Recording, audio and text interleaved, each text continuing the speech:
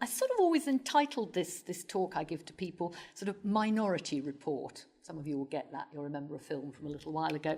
And it's because I've actually had a working career of well over 40 years. And it's been all in defence, the defence industry and property. And interestingly, women in both those areas appear, on the whole, to be in quite short supply, especially in the defence world. So I've always been used to working as a minority. I'm going to just talk a little bit, give you some sort of reflections on all that. The Ministry of Defence, which is where I started my career after university, and the property industry, definitely quite lacking in gender diversity. I used to like to think over my career. I've always been there for women, but perhaps I've not done as much as I actually should do. And it's only sort of over the last sort of 5-8 years that I've really become interested in looking at how to help women succeed, particularly in those industries where they are not in huge numbers. And I got involved in an organisation called Real Estate Balance, which I'm going to tell you a little bit more about in a moment. But first of all, a few reflections on those years in defence and property. When I left university, and this is a long time ago, like 1974, there was a feminist movement. You know, some of you will have read Germaine Greer, The Female Eunuch. You know, it never occurred to most of us as we left university that we wouldn't actually embark on a career. And surprisingly enough, when I joined the Ministry of Defence, they didn't actually, despite being a very male-oriented organisation, they didn't make a huge issue of gender. And I never found any suggestion that women there were sort of classed as second-class citizens. Actually, I think it's quite amusing. I don't think they noticed we were women, actually. They just sort of, you know, got on with life. Except occasionally, because, of course, you were dealing with a lot of service officers. They were quite gallant. And this always used to cause absolute chaos. So I used to work for an Air Chief Marshal, so I was his private secretary. And whenever we visited, he insisted on opening the door for me. But the reception party was always expecting the Air Chief Marshal to come through the door first, not me. So the whole thing got sort of completely turned on its head. You used to end up in complete and utter chaos. Right, so the first real challenge on a gender perspective that I came across in the Ministry of Defence was when I decided I wanted to have children. I went along to see my personnel manager and said, I'd like to come back and work part-time. And he looked at me and said, well, you can't possibly do that. And I said, well, why not? He said, because it's never been done before.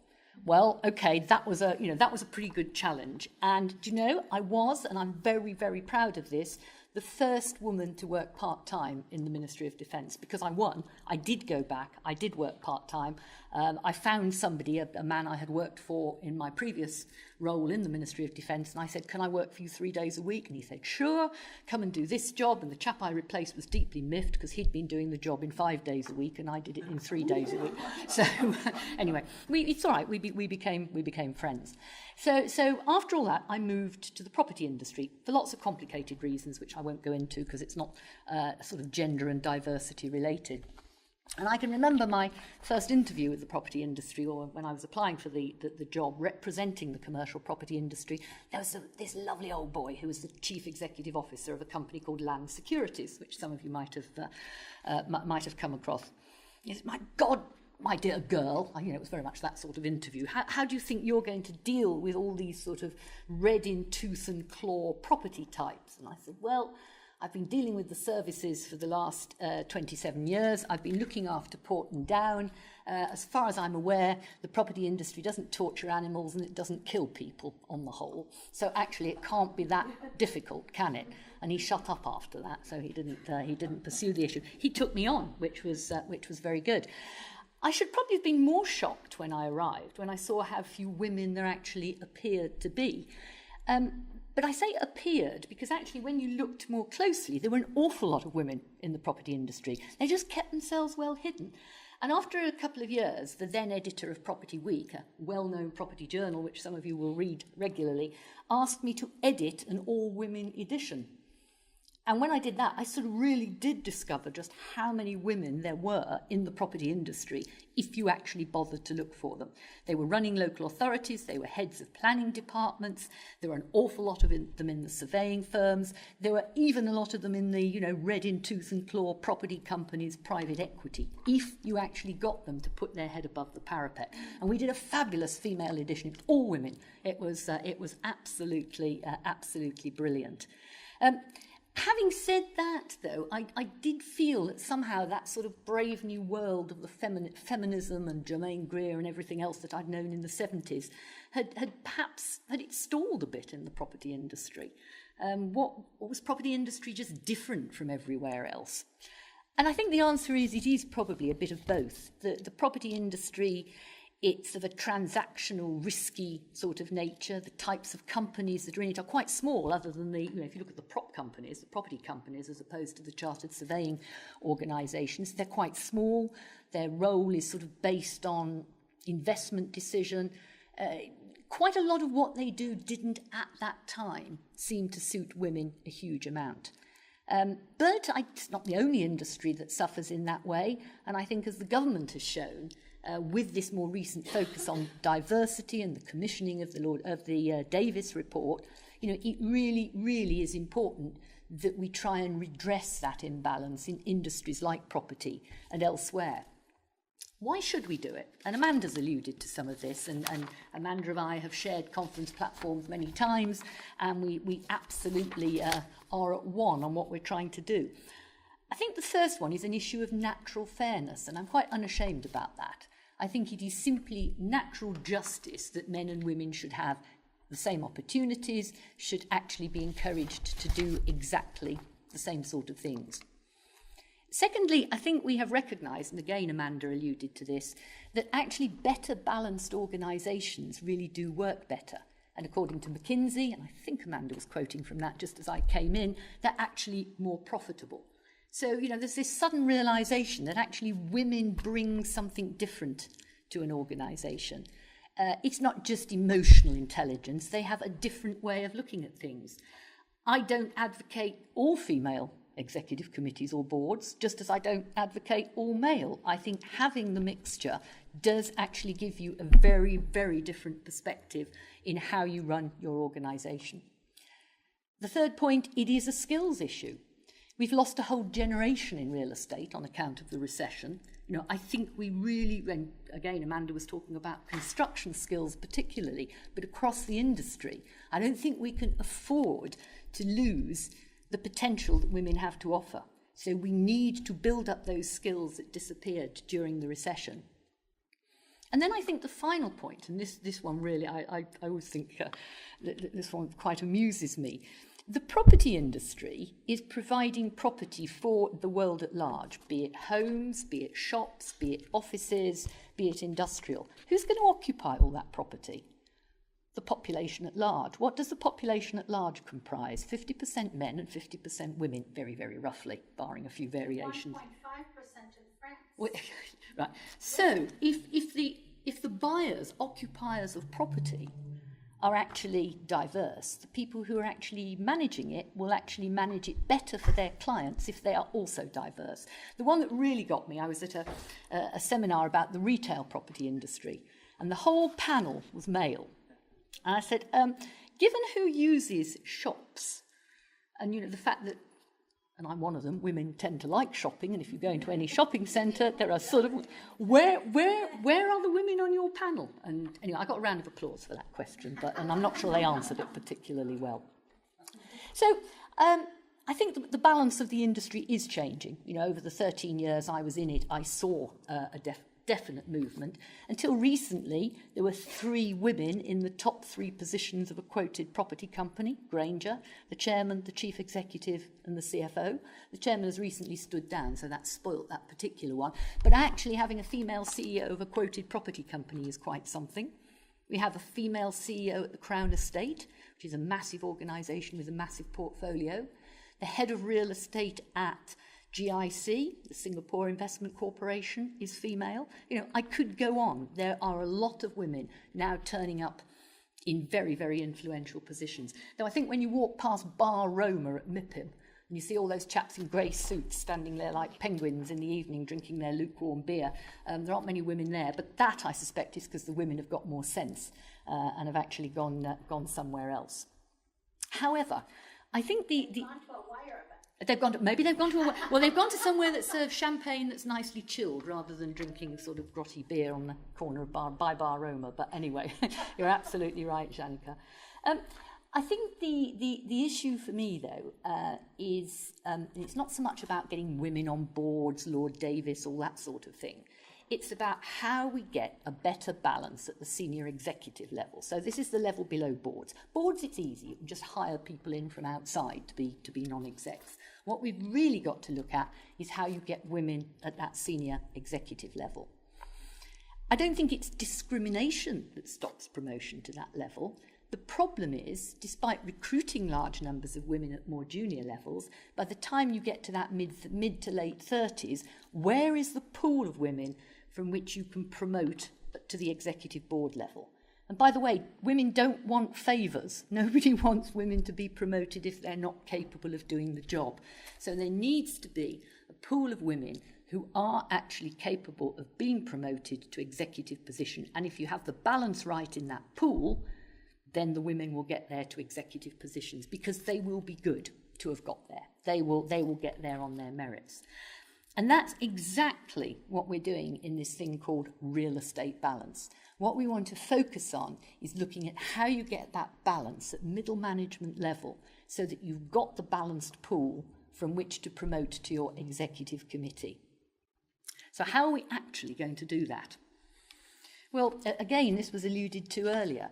This isn't just about encouraging women, providing for networking, building confidence, helping them face fear, though I think that was a very, very interesting presentation about how to deal with that. I wonder how men deal with fear. They don't have it, do they? They just carry on. Regardless. They don't talk. We could debate that. It's an interesting point. I think you're absolutely right. So it isn't just about helping the women, encouraging them, mentoring them, giving them confidence, helping them to face fear. It's actually about changing the organisations that they're in. It's actually about culture change. And to do that, you have to get to the men and you have to get to the CEOs. Amanda talked about the C-suite. And so we've put a lot of emphasis in real estate balance on getting together groups of male CEOs in the industry and talking to them about what is happening in their organisation and what needs to happen to make it better for those females to succeed, to hang on in there.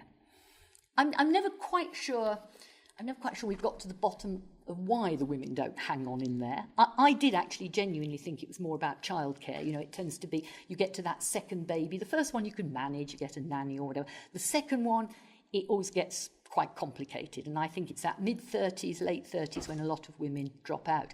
Actually, I asked the girls on the JLL Women's Network whether that was the case. And they said no, they didn't think it was so much the childcare. They thought it was the culture of the organisations they were working in and the games you have to play to get promoted to the next level. You know, the presenteeism, the being in the right place with the boss, the making sure you're on the shooting party, even if you hate that sort of thing. The chaps do it, dare I say. I don't think the women do. And I think if they've got kids at home that they want to look after, they think, why am I playing this game? Why am I doing this? I'll just go. I'll do something else. And actually quite a lot of them go off, I think, and set up their own businesses because they are then in control. They are not having to play these sort of corporate games. So I think what we need to do is to press hard and work with the CEOs in the property industry to see how they can change that culture within their organisations. Get rid of the laddish culture, the Bar Roma culture, as I call it. Or as somebody from Birmingham said to me, the agents on a Friday, they all disappear to the pub for lunch and never come back again. Well, you know, actually, the girls in the office have probably got better things to do. They've actually got some work to do and they'd like to go home early to be with their families, not waste the afternoon in the pub or something like that. You know, it's a sort of just changing that way in which the industry actually works. It's about the hours, it's about the socialising. It is, of course, also about flexibility, about childcare, about job shares, about support systems, but we can offer those to the men as well. You know, those actually ought to be available in a truly flexible culture. But I can't stress enough how it's about getting the CEOs to work at this. And any organisation promoting gender diversity needs to have men in it as well. It's no good women all talking to each other because we all violently agree it's the blokes we've got to change. Very, very brave of you to be here this afternoon. But it sounds as if you're probably one of the converted. I'm part of the system, it's fine. Yeah, that's all right then. I am delighted to hear it. We've had a lot of support from Real Estate Balance. I urge you to have a look. We've now got our website working and up and running. So if you Google Real Estate Balance, it will get through to the website. It'll get through to what we do. You can join as individual members. You could get your companies to join. It's actually very, very cheap. We do events, but we particularly hold roundtables that we get the CEOs to. We're going to pull together the learning experience from that into a sort of toolkit for how companies can actually change. Because this is the other thing people say to us, everybody talks about this. We need help in doing it. How do we actually make it better? Kieran Bird, the Chief Executive Officer of CBRE, he spoke at our inaugural event. I thought he was incredibly humble about what he was trying to do. He's in CBRE. He said, we absolutely haven't got there. I don't know how to do it. I know what I want to do, but I do need help in actually making it a genuinely diverse organisation. I should just mention, we have exactly been criticised, but people have said, why are you just focusing on gender diversity? Well, we thought it was a good idea to start with something where we felt we could make a difference. And actually, if you make an organisation gender diverse, or if you create the conditions in which gender diversity can flourish, then frankly, all elements of diversity will flourish. So it's a good starting point, and it leads you to the right organisation. Now, I'm just going to finish with a few slightly different observations. I'm going to change tack because Janneke said this was actually about networking and networks and how women actually get on in the world.